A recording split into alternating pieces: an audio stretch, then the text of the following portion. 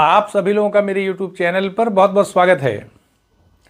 मौर्य काल और गुप्त काल में समाज के अध्ययन के अंतर्गत शूद्रों की स्थिति को देखा जाएगा, महिलाओं की स्थिति को देखा जाएगा और दासों की स्थिति को देखा जाएगा। अगर हम इन तीन पक्षों का अध्ययन कर ले तो हमें मौर्य काल में और गुप्त काल में जो परिवर्तन है, जो दशा है, वो समझ में आएगी। एक सही तुलनात्मक अध्ययन हो सकता है। तो पूरे समाज का चित्र आपके सामने यहाँ पर रखने की कोशिश नहीं है, बल्कि शूद्रों की अवस्था को यानी वर्ण व्यवस्था का थोड़ा सा चित्र है, साथ में महिलाओं की स्थिति है और फिर दासों की अवस्था।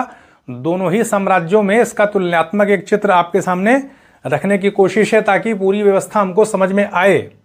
तो पहले हम ये देख लेते हैं कि जो मौर्य काल है वो केंद्रीकृत है, यानी राज्य की सत्ता का विस्तार हो रहा है। जैसे हम देखें मौर्य काल में तो कलिंग के ऊपर भी कब्जा हो गया था, अवंती भी मगध के ही अंतर्गत था, काशी है, कौशल है, तो बड़े क्षेत्र जो है, अंग जनपद है, ये सारे जो है मौर्य साम्राज्य के अंतर्गत आ गए थे।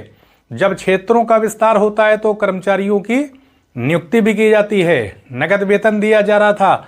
6.5 लाख के आसपास सेना थी और सबको नगद वेतन दिया जा रहा है। अलग अलग डिपार्टमेंट बने हुए हैं, अध्यक्ष हमको दिखाई पड़ते हैं।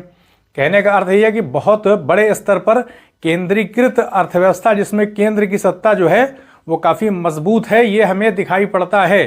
तो इसका असर महिलाओं की स्थिति पर भी पड़ेगा, शूद्रों की स्थिति भी पड़ेगा, क्योंकि शूद्रों की आवश्यकता पड़ेगी। नई नई बस्तियों की स्थापना होगी, उनको एक स्थान से दूसरे स्थान पर ले जाया जाएगा, तो शूद्रों को अधिकार देना पड़ेगा। इसीलिए आप देखेंगे अर्थशास्त्र में शूद्रों को आर्य कहा गया है और कृषि, पशुपालन, व्यापार, वाणिज्य का अधिकार शूद्रों को दे दिया गया था।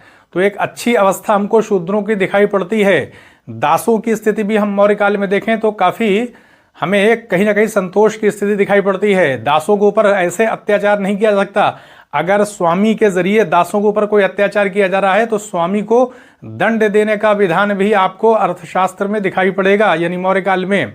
जबकि गुप्त काल में ऐसी स्थिति नहीं थी। गुप्त काल में दास पूरी तरीके से स्वामी के अधीन होते थे, उनको कोई बहुत ज़्यादा कानूनी संरक्षण प्राप्त नहीं था, बंधुआ मजदूर की तरह से दास रहते थे, क्योंकि अर्थव्यवस्था का पतन हो रहा था। गुप्त काल में नगरों का पतन हो रहा था, क्षेत्रीयता उभर रही थी, सामंतवाद का विकास हो रहा था। तो ऐसे में दासों की बहुत अच्छी स्थिति हम नहीं देख सकते। इसी तरीके से स्त्रियों की दशा में भी कहीं ना कहीं गिरावट हमको आपको गुप्त काल में दिखाई पड़ेगी। तो जब हम तीन पक्षों का तुलनात्मक अध्ययन कर लेंगे तो सही चित्र आ जाएगा। तो पहले मौर्य काल में, मौर्य काल की शुरुआत जो है वो 321 ईसा पूर्व से लेकर के 185 ईसा पूर्व तक है, और गुप्त काल की जो शुरुआत है वो 320 ईस्वी से लेकर के 550 ईस्वी तक है।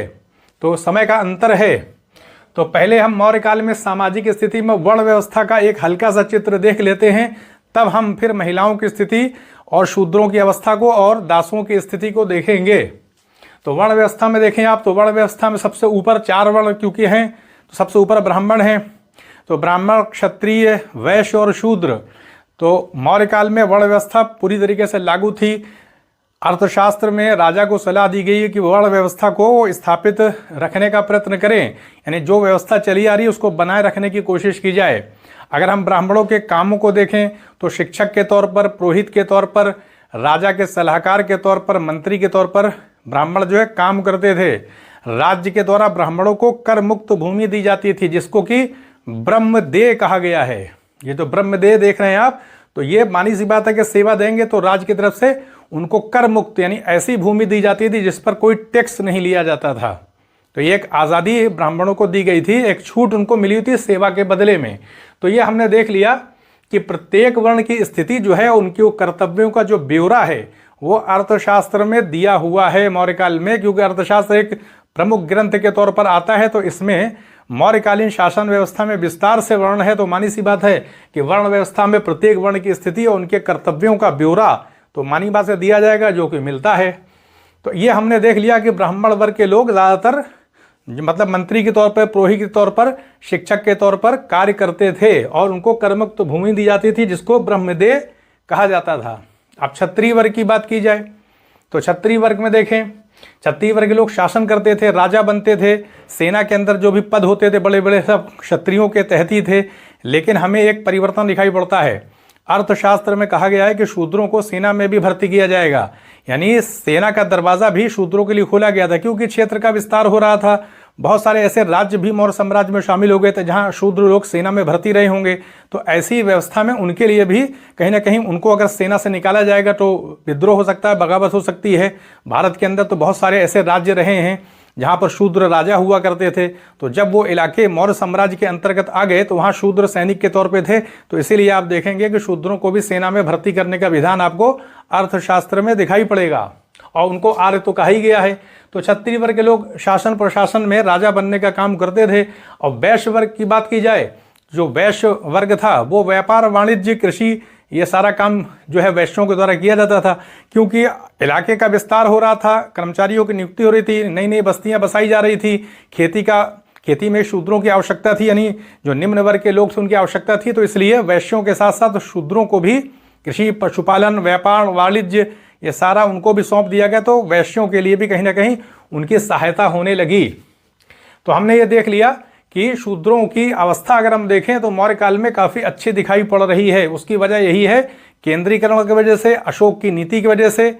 अशोक की एक कह सकते हैं कि समाज के अंदर सौहार्द की नीति थी, सबको साथ लेकर के चलने की नीति थी। अभिलेख भी उसके लिए निर्देश दिए गए थे। अशोक खुद भ्रमण किया करते थे। जैन धर्म, बौद्ध धर्म के प्रभाव के वजह से भी शूद्रों के साथ उदारता से पेश आया जाता था, क्योंकि अगर ऐसा नहीं किया जाएगा तो वो लोग बौद्ध धर्म में, जैन धर्म में जा सकते हैं। तो इसलिए इन धर्मों की भूमिका के कारण भी शूद्रों की स्थिति आपको यहाँ पे अच्छी दिखाई पड़ेगी। तो खेती में शूद्रों के महत्व को देखते ही ये आप देखेंगे उनको आर्य भी कहा गया है, और साथ में सेना में भर्ती करने की बात भी दिखाई पड़ती है। तो ये हमने देख लिया वर्ण व्यवस्था के तहत कि शूद्र जो है वो व्यापार कर सकते थे, व्यापार वाणिज्य कर सकते थे, कृषि कर सकते थे, और साथ साथ में पशुपालन तो करते ही थे। तो ये हमने देखा। तो मानी सी बात है उनकी स्थिति तो अच्छी होगी ही। तो हम अर्थशास्त्र में देखें तो वार्ता, यानी कृषि, पशुपालन और वाणिज्य, इसको वार्ता कहा गया है। इसमें शूद्रों का धर्म बताया गया है। यानी अर्थशास्त्र में कृषि करना, पशुपालन करना और व्यापार और वाणिज्य जो है, इसके तहत शूद्रों को अधिकार मिला हुआ है। शूद्रों को सैनिक सेवा और संपत्ति रखने का भी अधिकार था। मानी सी बात है कि जब वो सेवा दे रहे हैं तो संपत्ति तो रख ही सकते हैं। इसी तरीके से देखें आप गौतम धर्म सूत्र में देखा जाए तो, जो कि अर्थशास्त्र से ही प्राचीन है, इसमें भी वार्ता को शूद्रों का वर्ण धर्म बताया गया है। और मनुस्मृति में भी अगर देखें तो शूद्रों को संपत्ति रखने का अधिकार था। तो कहने का अर्थ यह है कि शूद्रों को वैधानिक स्तर पर भी स्वीकृति मिली हुई थी, धर्मशास्त्रों के द्वारा भी। अब हम आते हैं महिलाओं की स्थिति के बारे में, क्योंकि मौर्य काल जो है वो 321 ईसा पूर्व से लेकर के 185 ईसा पूर्व तक चला। तो इसमें महिलाओं की स्थिति देख लेते हैं। महिलाओं को अगर आप देखेंगे तो काफ़ी हद तक स्वतंत्रता मिली हुई थी, और महिलाएं जो हैं वो व्यापार का काम भी करती थी। जो ग्रामीण अर्थव्यवस्था है उसको संभालने का काम महिलाओं के तहत ही था। और बड़े बड़े क्षेत्रों का, क्योंकि राज्य के तहत बड़े बड़े इलाके शामिल किए जा रहे थे, तो सामाजिक गतिशीलता बढ़ रही थी। एक आबादी दूसरी जगह जा रही थी, शूद्रों को ले जाया जा रहा था, तो उनका परिवार भी साथ में जाएगा। तो इसलिए हम कह सकते हैं कि महिलाओं की स्थिति मौर्य काल में काफ़ी संतोषजनक दिखाई पड़ती है। राज्य के द्वारा उनकी सुरक्षा का भी प्रबंध किया जाता था। अगर महिलाओं पर कोई अत्याचार करता था तो, यानी पति के द्वारा अगर अत्याचार किया जाए, उनको पीड़ा पहुंचाई जाए, तो दंड का भी विधान दिखाई पड़ता है। तो महिलाओं की सुरक्षा, और साथ में आप देखें गणिकाओं के लिए गणिका अध्यक्ष की भी नियुक्ति की गई थी, ताकि गणिकाओं की स्थिति जो है उसका कोई नाजायज़ फ़ायदा न उठा ले, उनके ऊपर अत्याचार न करे, क्योंकि एक तो उनका पेशा ही जो है वो सुरक्षित नहीं था। तो ऐसे में संकट की स्थिति थी, इसलिए उनके स्वास्थ्य की देखभाल के लिए, कहीं ना कहीं उनकी दशा पर निगरानी करने के लिए गणिका अध्यक्ष की नियुक्ति की गई थी, ताकि एक कह सकते हैं कि काफ़ी गणिकाओं की संख्या रही होगी, इसीलिए राज्य ने गणिका अध्यक्ष की नियुक्ति भी किया था। तो मतलब कहने का था गणिकाओं की सुरक्षा को भी राज्य ने ध्यान में रखा था। तो अगर हम महिलाओं की स्थिति को देखें तो महिलाओं को पूरी सुरक्षा मिली हुई थी। आर्थिक क्षेत्र में भी काफ़ी आगे थी, उनको काफ़ी कुछ अधिकार दिए गए थे। तो हम पहले विवाह को देख लेते हैं, क्योंकि महिलाओं के साथ विवाह का भी मामला होता है। तो देखें अर्थशास्त्र में 8 प्रकार के विवाहों का उल्लेख हुआ है, जैसे ब्रह्म, दैव, आर्ष, प्रजापत्य, ये 4 प्रकार के जो विवाह हैं आप देखेंगे तो ये मतलब इनकी अनुमति थी, यानी धर्म के द्वारा, धर्मशास्त्रों के द्वारा ये जो ब्रह्म, दैव, आर्ष, प्रजापत्य विवाह हैं ये धर्म संगत माने गए हैं। जबकि असुर, गांधर्व, राक्षस और पैशाच ये विवाह जो है वो धर्म संगत नहीं माने गए हैं, अधार्मिक माने गए हैं। तो ये हमने देखा कि 8 प्रकार के विवाह मौर्य काल में प्रचलित थे। अब हम महिलाओं की अगर स्थिति को देखें तो बौद्ध धर्म का भी यहाँ पर है बोलबाला था, और भिक्षुणियों की भी हम देख सकते हैं कि बौद्ध धर्म में भिक्षुणियाँ भी हैं, मतलब बहुत सारी महिलाएं भिक्षुणी बन जाती थीं, तो ऐसे में भी उनको ज्ञान प्राप्त करने का अवसर मिलता था। तो महिलाओं के अंदर हम देखेंगे मौर्य काल में स्थिति काफ़ी ठीक ठाक थी। फिर हम देखें चलें आगे आप अनुलोम और प्रतिलोम विवाह के बारे में। अनुलोम विवाह का मतलब है कि शादी जब होती है तो लड़का उच्च वर्ण का होना चाहिए, जैसे ब्राह्मण वर्ग का कोई भी अगर लड़का हो तो क्षत्रिय लड़की से शादी कर सकता है। अनुलोम विवाह के तहत ऊंचे वर्ण का लड़का होता था, नीचे वर्ण की लड़की होती थी। 4 वर्ण हैं, ब्राह्मण, क्षत्रिय, वैश्य, शूद्र। तो अगर क्षत्रिय वर्ण का लड़का वैश्य वर्ण की लड़की से विवाह करे तो उसको अनुलोम विवाह कहा जाएगा। तो कहने का अर्थ है कि वर्ण लड़के का ऊंचा होता था लड़की से, उसको अनुलोम कहते थे। और प्रतिलोम विवाह का मतलब है कि लड़की ऊंचे वर्ण की है, लड़का निम्न वर्ण का है। जैसे ब्राह्मण लड़की है और लड़का क्षत्रिय है तो यह प्रतिलोम विवाह के तहत आ जाएगा। अधिकतर विवाह जो है वो ज़्यादातर अनुलोम ही हुआ करते थे। तो ये हमने देख लिया। इसी तरीके से हम देखें कि अर्थशास्त्र में स्त्री और पुरुष दोनों को आपसी सहमति से तलाक लेने की अनुमति इजाज़त दी गई थी। यानी महिलाओं को एक तरह से अधिकार था कि वो तलाक भी ले सकती हैं, क्योंकि नगरीकरण का विस्तार हो रहा था, नई नई बस्तियां बसाई जा रही थी। तो ऐसे में क्योंकि महिलाओं को हो सकता भाई शादी होने में कभी कभी कठिनाई पैदा हो जाती है, आपस में स्वभाव नहीं मिल पाता है, तो पीड़ा ना उठाएं, इसके लिए राज्य ने उनको एक सुविधा प्रदान की हुई थी कि वो तलाक भी ले सकती हैं। अगर पति उनके ऊपर अत्याचार कर रहा है या मामला नहीं बन पा रहे हैं तो तलाक ले करके दोनों लोग अलग हो सकते हैं। तो ये कहीं ना कहीं एक फ्लेक्सिबिलिटी दिखाई पड़ती है। समाज में नियोग भी, यानी ये प्रथा भी किसी न किसी रूप में प्रचलित थी, नियोग प्रथा। सती प्रथा की अगर बात की जाए तो अर्थशास्त्र में सती प्रथा का उल्लेख नहीं होता है। यूनानी लेखकों ने उत्तर पश्चिम क्षेत्र में ये सती प्रथा का उल्लेख किया है, लेकिन अर्थशास्त्र में सती प्रथा का कोई उल्लेख नहीं मिलता है। तो ये हमने देखा। फिर हम देखें अगर स्त्रियों की सुरक्षा की बात की जाए तो देखिए स्त्री अध्यक्ष महामात्र, इसकी नियुक्ति स्त्रियों की सुरक्षा के लिए की गई थी। अगर पति के द्वारा या शादी हो जाती है, वहाँ पे अत्याचार किया जा रहा है किसी वजह से, तो स्त्री अध्यक्ष महामात्र को शिकायत कर सकती हैं स्त्रियाँ, महिलाएं। तो ऐसे में सुरक्षा दी जाएगी। इसी तरह से गणिकाओं के लिए देखिए गणिका अध्यक्ष की नियुक्ति की गई थी और राज्य पुरुष भी नियुक्त किए जाते थे। तो राज्य सरकार जब हर क्षेत्र में अपना नियंत्रण बनाए हुए है तो महिलाओं की सुरक्षा के लिए, गणिकाओं की यानी वैश्याओं की सुरक्षा के लिए भी पूरे इंतजाम किए गए थे। इसी तरह हम देखें कि पर्दा प्रथा के बारे में देखें तो ये इसमें कहीं ना कहीं कठोरता दिखाई पड़ती है। यानी पर्दा प्रथा प्रचलित थी। ऊंचे वर्ण में हम कह सकते हैं ये प्रथा दिखाई पड़ेगी।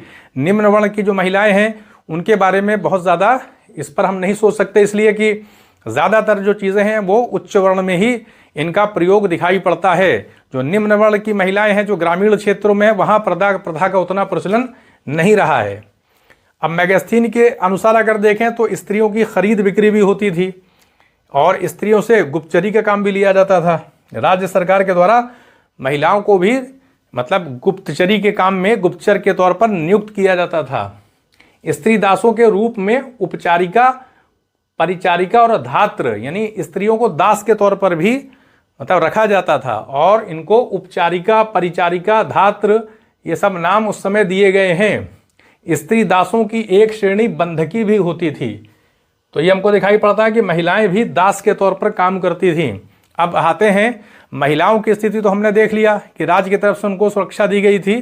कुल मिलाकर कहा जाए तो मौर्य काल में उनकी स्थिति गुप्त काल की तुलना में काफ़ी बेहतर थी। अब हम दासों की स्थिति भी अगर देखें मौर्य काल में तो दासों में भी देखिए अर्थशास्त्र में 9 प्रकार के दासों का उल्लेख किया गया है। जैसे उदर दास हैं तो पेट के लिए दास बनते थे, दंड प्रणीत हैं, ध्वजाहृत हैं, गृहजात हैं, दयागत हैं, लब्ध हैं, क्रीत है, आत्म विक्रयी, वो खुद को बेच देते थे, आहितक या अहितक एक दास हैं। तो इस तरह से हमें दासों का मतलब एक दासों का प्रकार भी नज़र आता है, यानी जो जिस रूप में दासता के उसमें चला जाता था उसको उसी नाम से दे दिया जाता था। अगर भोजन नहीं मिल पा रहा है तो भोजन ग्रहण करने के लिए उदर दास हो जाते थे। तो दासों को कृषि कार्य और आर्थिक व्यवसायों में भी लगाया जाता था, क्योंकि आवश्यकता बहुत ज़्यादा राज्य की थी। तो इसलिए शूद्रों को भी अधिकार दिया गया था, दासों को भी कृषि कार्य में लगाया जाता था, क्योंकि सारी चीज़ें केंद्रीकृत थी। इसी तरीके से देखें स्त्रियां और बच्चे भी दास बन सकते थे, किंतु आर्यों को दास के रूप में नहीं रखा जा सकता था। यानी मौर्य काल के अंतर्गत दासों को जो है वो आर्यों को दास नहीं बनाया जा सकता। यानी ब्राह्मण वर्ग, क्षत्रिय, वैश्य इन लोगों को दास के तौर पर नियुक्त नहीं किया जाता। दास ज़्यादातर शूद्र वर्ण के लोग ही होते थे। तो ये हमने देख लिया। इसी तरीके से देखें, अर्थशास्त्र में दासों के अधिकारों की भी रक्षा की गई है, यानी उनसे जो काम लिया जाता, अगर कोई उनको पीड़ित कर रहा है, तकलीफ देने का काम कर रहा है, तो उसके लिए राज्य की तरफ से सुरक्षा दी जाती थी।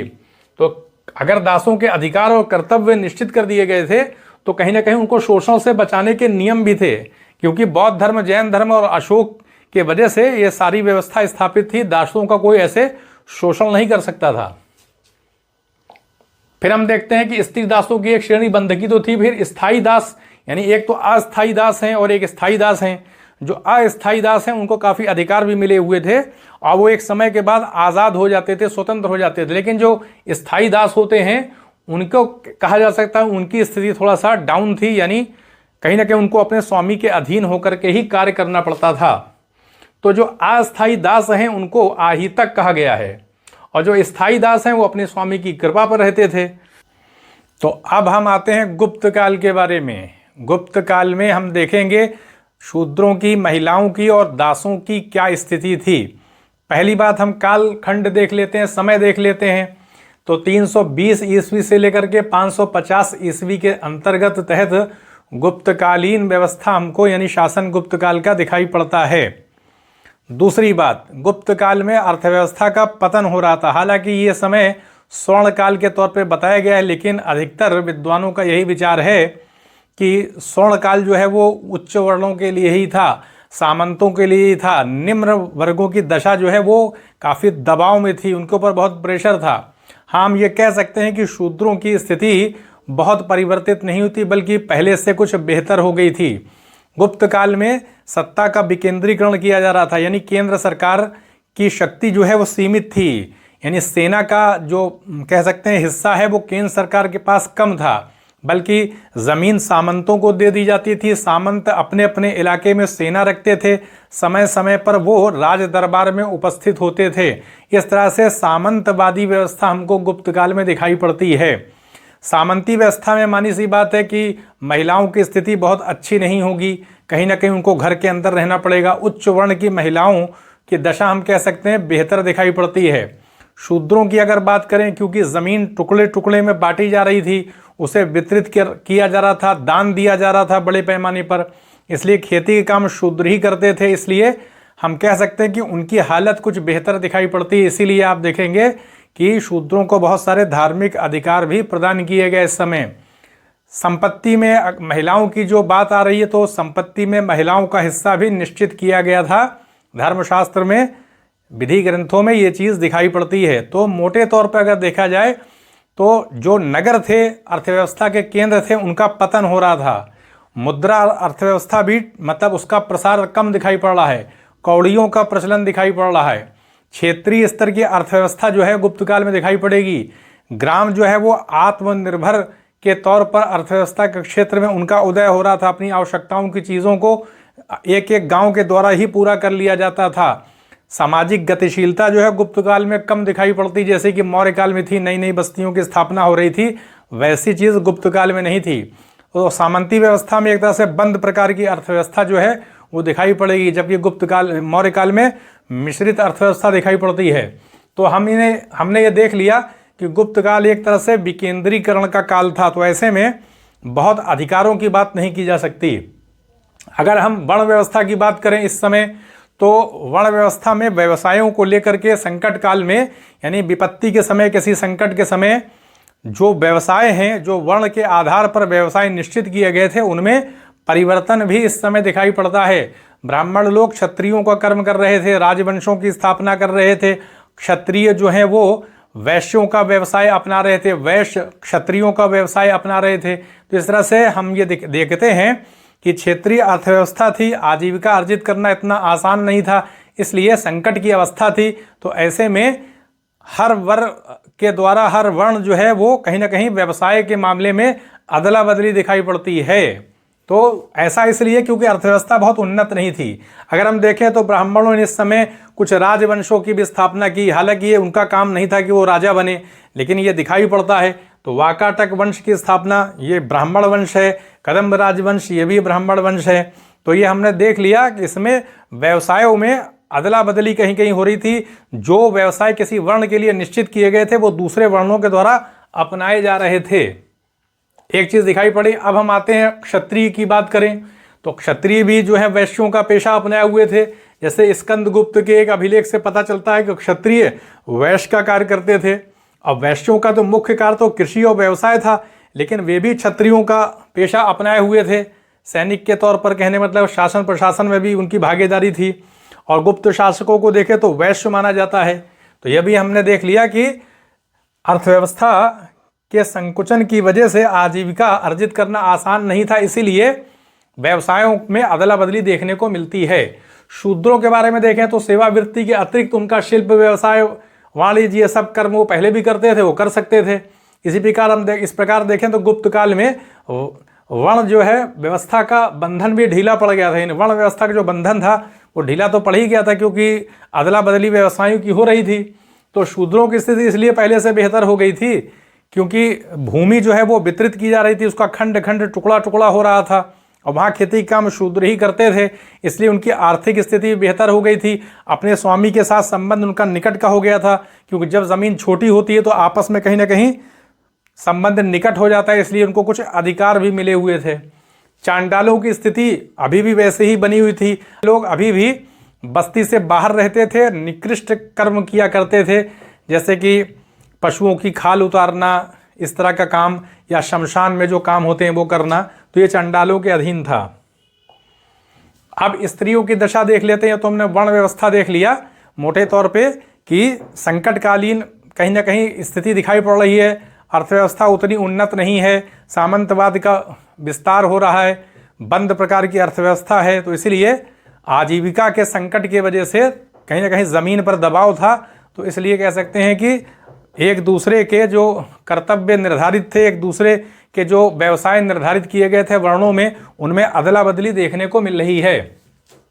अगर स्त्रियों की बात करें वर्ण व्यवस्था को देखने के बाद, तो गुप्त काल में स्त्रियों की दशा मानी सी बात है कि कमजोर ही रहेगी, क्योंकि बंद अर्थव्यवस्था है, सामंतवादी व्यवस्था है, तो महिलाओं को बहुत अधिकार होगा नहीं, कम उम्र में शादी कर दी जाएगी, बहुविवाह भी दिखाई पड़ेगा और सती प्रथा का प्रचलन भी दिखाई कहीं ना कहीं इसमें जो है वो इसका पूरा अभिलेखीय प्रमाण भी मिल गया है। तो सती प्रथा की शुरुआत भी हो गई थी, कम उम्र में शादी हो जा रही थी तो पढ़ नहीं पाती थी महिलाएं, इसलिए कहीं ना कहीं महिलाओं की स्थिति मौर्य काल की तुलना में नीचे चली गई थी गुप्त काल में। हालांकि उच्च वर्ग की बात की जाए तो उच्च वर्ग की महिलाओं को तो हर कालखंड में अगर बात कर ली जाए तो कहीं ना कहीं उनको कुछ ना कुछ अधिकार मिले होते हैं।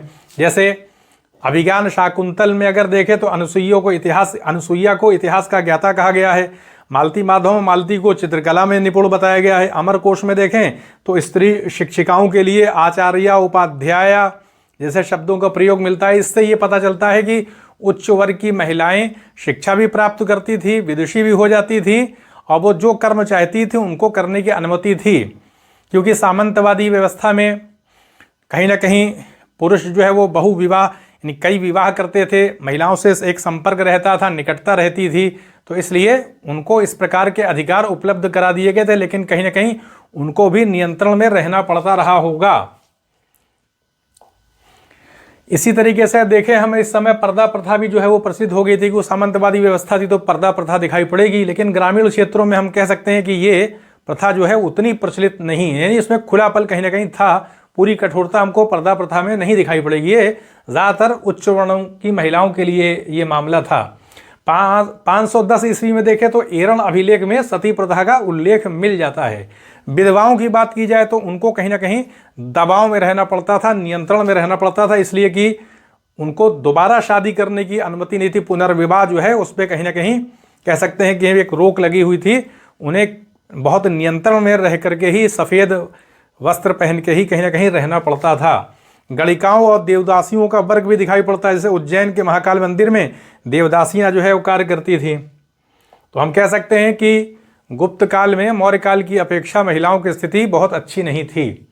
संपत्ति संबंधी अधिकार आप देखें तो पहली बार याज्ञवल्क्य ने याज्ञवल्क्य की स्मृति में पत्नी को पति की संपत्ति का अधिकारी बताया गया है। पुत्र के अभाव में पुरुष की संपत्ति पर पत्नी का सबसे पहले अधिकार होगा। इसी तरह बृहस्पति और नारद ने भी कन्या भी पुत्र के समान होती है, तब पुत्र के अभाव में उसका संपत्ति पर अधिकार होना चाहिए, ये बृहस्पति और नारद ने भी कहा। इसी तरह कात्यायन ने पत्नी को धनहरी अर्थात संपत्ति प्राप्त करने वाली बताया है, तो महिलाओं को संपत्ति में अधिकार दिया गया था। लेकिन नारद ने, यानी अगर कहा जाए कि अगर किसी के पुत्र नहीं है, संतान नहीं है, यानी शादी हो गई है, संतान नहीं हुई और पति की मृत्यु हो गई, तो फिर विधवा को जो है वो संपत्ति में हिस्सा नहीं मिलता था। नारद के अनुसार ऐसी संपत्ति राज्य को ले लेनी चाहिए और राज्य ही विधवा का भरण पोषण करे, ये बात दिखाई पड़ती है।